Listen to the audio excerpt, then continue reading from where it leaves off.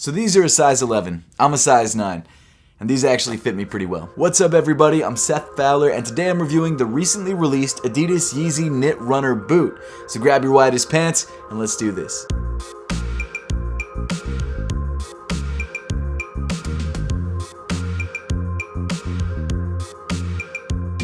So I got a lot of comments in my last YEEZY boot review that I was being a little bit too negative. However, if you had watched till the end of the video, I told you that while I didn't think the boot was the most comfortable thing in the world and the fit was kind of off, overall I liked the boot because I liked that Kanye was really pushing sneaker design forward. And so I figured it would be a good idea to start off this video by talking about some of the positives and some of the things that I like about this boot. That while this boot is not at all my taste, while it is not something that I would ever personally wear, I know there's people out there who would love this boot. And again, I'm happy that something like this exists, and I'm happy that Kanye is putting out products like this because it really does push the boundaries for footwear design, and it may inspire younger designers in the future. So the YEEZY Knit Runner Boot released on November 13th, 2021 for a retail price of $400, which in my opinion is an exorbitant amount of money to pay for any pair of sneakers, especially when it comes to a retail price. However, it's not as bad as the Comme des Garçons Foamposites that released like 2 weekends ago for $520. And at least with these shoes, you're getting a waterproof boot that you can wear in the winter. Those shoes, I don't know what you're supposed to do with them. So as you all can see, this shoe is essentially just an extension to the YEEZY Knit Runner line, and it literally is an extension on the YEEZY Knit Runner. It looks like Kanye and Adidas just added this sort of padded smokestack coming off the top of the shoe and this crazy triangular rubber outsole on the bottom. And I've got to admit, when I saw pictures of this shoe online, I literally thought that Kanye had built a medical boot of some kind, something to keep your foot set while it's healing. But now that I have it in hand, while I still don't love it, or even really like it for that matter, it does look better than it looked online. But before we dive any deeper into the review, let's take a quick look at the box. So the YEEZY Knit Runner Boots box is pretty much standard fare when it comes to Yeezy boxes. It comes in a natural cardboard finish with the Knit Runner text printed on the top. On the drawer side of the box, it says YEEZY Knit Runner Boot or YEEZY Knit Runner Boot, as they seem to have printed it, and then also made by Adidas underneath. And then on the other side of the box, you've got this size tag, and as you can see, I grabbed a size 11. Now initially, the reason that I had grabbed the size 11 was because it was the only size available for GOAT Instant Ship on GOAT. But now that I have this shoe in hand, I'm actually glad that I went with the size 11 because it fits. Again, I'm a size 9, but we'll get to that later on in the video. The official colorway of this shoe is sulfur, sulfur, sulfur, and it's essentially a tan and yellow boot. But now that we've got the box out of the way, let's take a closer look at the boots themselves. So starting off from the toe of the shoe, essentially what you've got is the exact same construction as the YEEZY Knit Runner. The main material used on the upper is this knit material that seems to have been dipped in yellow paint, which I actually don't mind. Personally, I don't love the yellow color. I've seen renderings of upcoming colorways that are like browns and blacks, and I actually think those colors look significantly better. The yellow, while I like the shade of yellow, while I like that it kind of looks like a Pantone swatch because of the text and the line and all that sort of good stuff, it's not something that I could really see myself rocking on a regular basis or at all. Again, I'm not hating on this shoe, I'm just being honest, this is not something that I could wear, but there are tons of people out there who have better fashion sense than I do who could pull this off, and also other people out there who probably just like this shoe. So there's those people, that's fine, you can like whatever you want, it's your opinion, it's not mine. Unlike the original Knit Runner, the yellow portion of the shoe actually seems to be the same stiffness as the other knit portion of the shoe, and I would assume that's because they're all coated with the same material, because this boot, as it says on the side of the boot, is actually waterproof. Now to be honest, I don't know if it's waterproof past this knit portion. I would assume that it's not, because I mean, if you look at the top portion of the shoe, there's this little hole, even when you close the shoe, that something can get through. But I'm assuming that the bottom half of the shoe is waterproof, and to be honest, that's pretty impressive. You don't see a lot of knit shoes actually being able to be waterproof, because knit materials inherently have pores. So that's actually pretty cool. Bravo to the YEEZY team for that. Genuinely, I really love what the YEEZY team is doing. I just don't like everything that they put out. The other 50%, it's not for me. It doesn't mean they're bad designers. It doesn't mean they don't know what they're doing. It just means that it's not exactly my taste, because this stuff is polarizing. This stuff is crazy looking. Honestly, all their stuff feels like prototypes. It's almost like a car brand is giving us a concept car right off the show floor rather than giving us like a finalized version of the car 5 years later. And while yes, that doesn't always work out, as we saw with the insulated boot, which I honestly had trouble walking in, it's something that I really do think is going to improve design in the future. I know I've said that a million times, but again, try not to be negative, trying to balance out the negativity with some positivity. And you know what? Now that I've tried on a size 11 of the Knit Runner boots, I feel like I should have gotten a size 11 in the insulated boots, because those probably would have fit great. As I said in my original Knit Runner review, the entire shoe seems to have this stiff foam substrate, and you can actually see what's inside the shoe shoe in Kais's video where he actually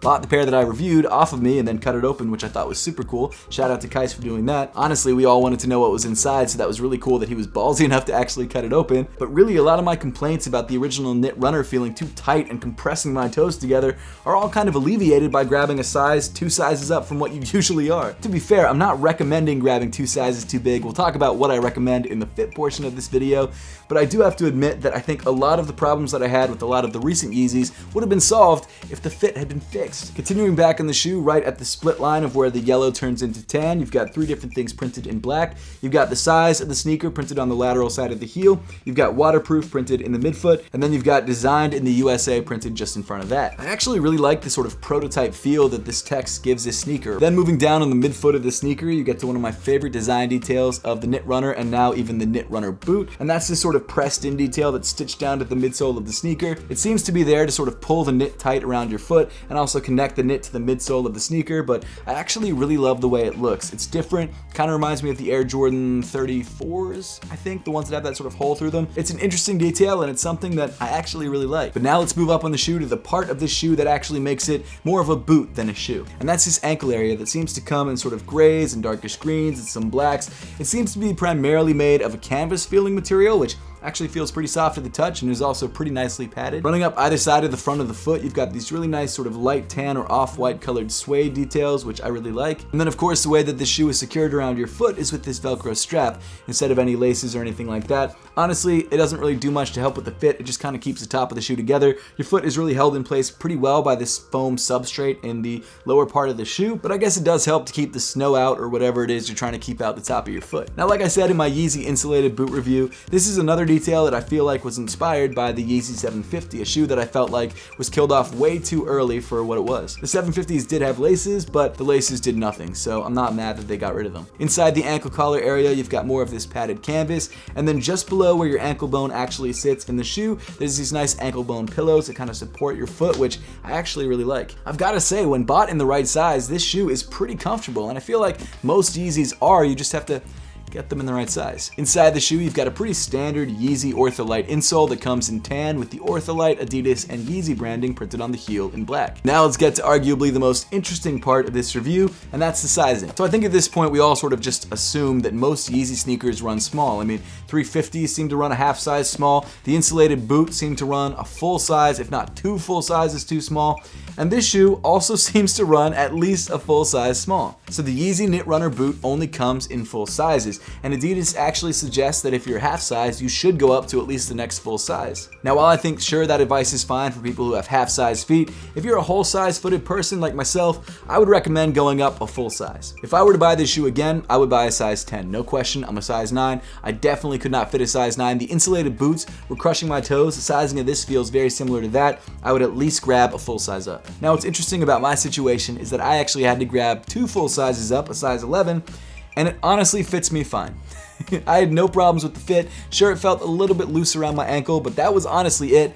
And I found the shoe very comfortable 2 sizes up, like actually surprisingly comfortable underfoot. Which makes me wonder, if Adidas knows that these shoes fit small, why don't they just adjust the sizing? Like, if they know the 350 V2s fit a half size small, call a 9.5 a 9. Or in the case of the Knit Runner boot where the shoe fits a full size too small, why don't you call the size 10 a size 9 and the size 11 a size 10? I just don't understand why they wouldn't do that. And the only reason I could think why they're not doing that is because of the lasts that they're using. So whenever a shoe is made, it's constructed around a wooden or plastic, essentially a foot, and that's called a last. And lasts are made to be actual foot sizes, so they make a size 9 last, a size 9.5 last, and so on. So my guess is maybe this shoe is actually made around a size 11 last, but for some reason the materials seem to compress or contract after being made. Maybe the foam used as the substrate of this sneaker cools and becomes a lot smaller than it is when it's first brought out of the mold. Maybe the knits are not as stretchy as they could be. I don't know what it is, but that's really the only reason why I could think they don't call these shoes a size that I think that they actually are. Who knows? If you're someone that works at Yeezy or Adidas and you want to let me know, hit me up in the DMs, hit me up in the comment section of this video, let me know. I'd be really interested to know. I don't think there's anything wrong with doing it the way that you're doing it. I just feel like it would be easier for the consumer if you call them the size that they actually fit. Tangent aside, I think if you're grabbing a pair of the YEEZY Knit Runner boots, you should grab a full size up. Continuing back in the shoe to the heel, you've got this really interesting sort of protruding heel portion of the shoe, which is only this shape because I think the foam substrate is this shape. It seems to be a little bit sharper of a heel area than on the standard knit runners. Not sure why that is, but it's not a bad thing. Then moving down on this sneaker boot thing, you get to another change between the standard knit runner and the knit runner boot, and that's this very thick and chunky rubber outsole. So this outsole, honestly, I actually really like a lot. It's got some nice traction to it. It's probably great for winter. I like the weight that it gives the shoe. It makes the shoe feel a little bit more premium, and you feel a little bit more grounded when you're wearing it. You feel like you have to put a little bit more effort into each step, which sounds like a bad thing, but for a boot, it feels more in line with regular boots than maybe an overly light boot would. The shape of the outsole is pretty cool. I like the fact that they sort of warp this zigzag traction pattern around the sides of the outsole. I think it gives this a very cool organic look. And actually, my favorite detail on the shoe is actually the way that the traction pattern wraps up on the heel of the sneaker, and you've got this little secret hidden Adidas logo, which I think looks really nice. All in all, I think that the YEEZY Knit Runner boot is actually a very interesting shoe. I like it way better than I expected to, especially when I first saw images of this shoe online. I thought I was gonna hate it, but because I grabbed this shoe in a size that actually fits me, I was able to experience the true comfort that I think the designers wanted me to experience when buying this shoe. And while I don't love the aesthetics of it, it's not bad. It's grown on me a little bit. That said though, I'm gonna be honest, I'm probably not gonna keep this shoe. I don't think I would buy this shoe again, at least not in this color. And I don't know, it's not my thing. But again, I appreciate that they're innovating and trying different things and doing things that most sneaker companies couldn't get away with. Like the fact that Kanye is the one who's doing this, or Yeezy is the brand that's doing this, means that this will actually get the attention that I think it deserves. I think this kind of conceptual footwear deserves a lot of attention so that it can help the industry grow and move forward. And so I am appreciative of this shoe in that aspect. But now it's time for my arbitrary Seth rating of the YEEZY Knit Runner boot. And that rating is, okay. That was a longer rating than usual, but hey, that's how I feel. But now I would love to know your thoughts on the brand new YEEZY Knit Runner boot and whether this is a shoe that you would consider picking up, or hey, maybe you did grab it when it released. So make sure to let me know your thoughts in the comment section down below. And as always, thank you so much for watching. Make sure to subscribe if you haven't yet, and I'll see you all in the next one.